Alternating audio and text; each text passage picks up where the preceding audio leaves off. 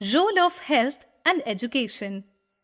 Leading a long and healthy life, being able to gain knowledge, and having enough means to be able to live a decent life are the most important aspects of human development. Therefore, access to resources, health, and education are the key areas in human development. Building people's capacity in areas of health, education, and access to resources is therefore important in enlarging their choices. If people do not have the capability in these areas, their choices also get limited. For example, an uneducated child cannot make the choice to be a doctor because his or her choice has got limited by her or his lack of education. Similarly, very often poor people cannot choose to take medical treatment for disease because their choice is limited by the lack of resources. Therefore, the idea of human development is supported by the concept of equity, sustainability, productivity, and empowerment.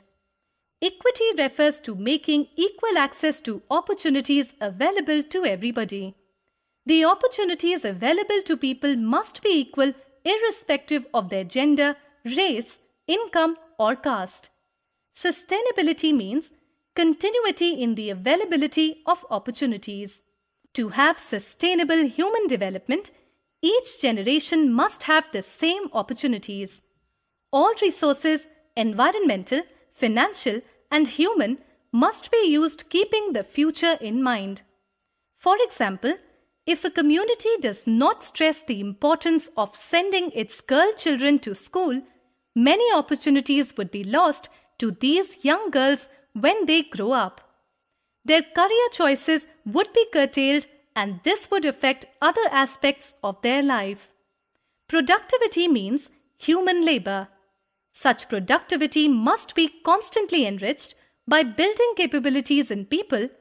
Increase in knowledge and better health facilities leads to better work efficiency and more productive human resource.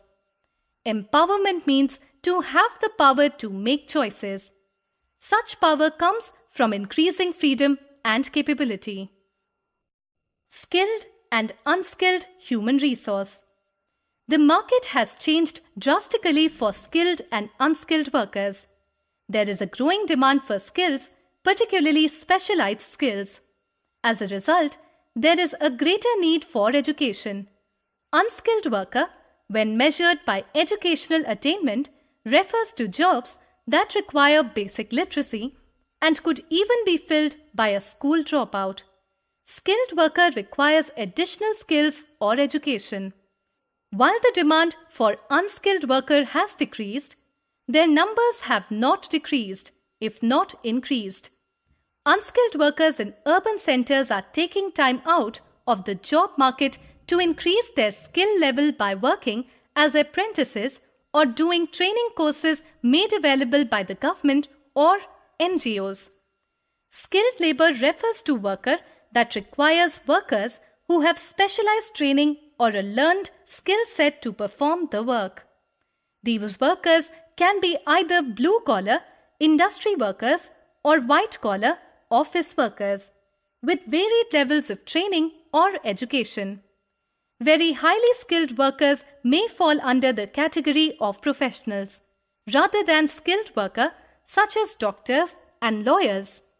Examples of skilled worker occupations are electricians, plumbers, mechanics, computer operators, masons, administrative assistants, etc. Some skilled labor jobs have become so specialized that there are worker shortages. Unskilled worker category does not require the workers to have special training or skills. The jobs that require unskilled labor are continually shrinking due to technological and automation advances. Jobs that previously required little or no training now require training. For example, labor that was once done manually now has been assisted by computers or other specialized machine tools that are technology dependent, requiring the worker to have technological skills. Examples of remaining unskilled labor occupations generally include farm laborers, grocery dealers, hotel maids, security guards, and general cleaners and sweepers, etc.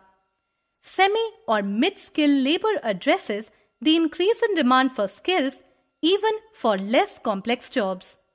These jobs require some skills because they are more complex than those that can be performed by a non-skilled worker.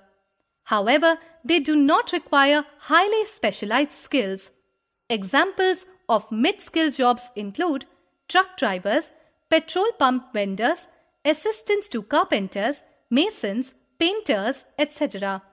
These jobs generally require basic literacy but not any formal education such as matriculation or certificate course.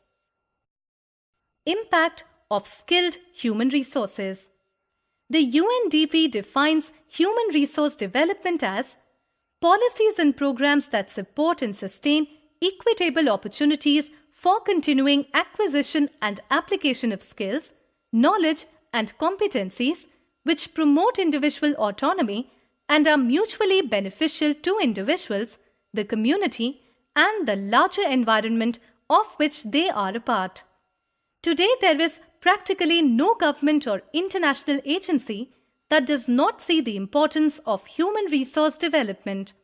The World Bank, the United Nations, and its constituent bodies, namely the UNDP, UNIDO, WHO, ILO, UNICEF, UNESCO, UNFPA, UNESCAP, regional bodies like ASEAN and SAARC, the South Commission, the Commonwealth Secretariat, international non-government organizations, NGOs, and bilateral aid agencies all recognize the need for and the importance of human resource development.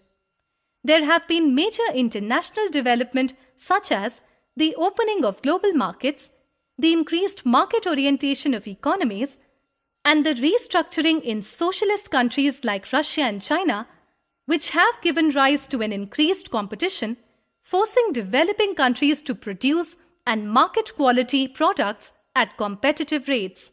At the same time, a range of concerns, including environmental issues, the changing role of women, the new information culture, and demands for liberalization and democracy, are influencing policy and practice. The knowledge base surrounding human resource development is increasing rapidly within government and agencies. The importance and impact of skilled workers can be seen in the employment of skilled Indian youth by multinational companies, especially in the IT sector in India. A majority of educated and skilled Indian youth is working under the Business Person Outsourcing (BPO) system. Gainfully employed skilled workers become an economic asset for their families and society at large. The nation stands to gain economically too from the BPOs. This in turn fosters better quality of life for the people and also paves the way for development.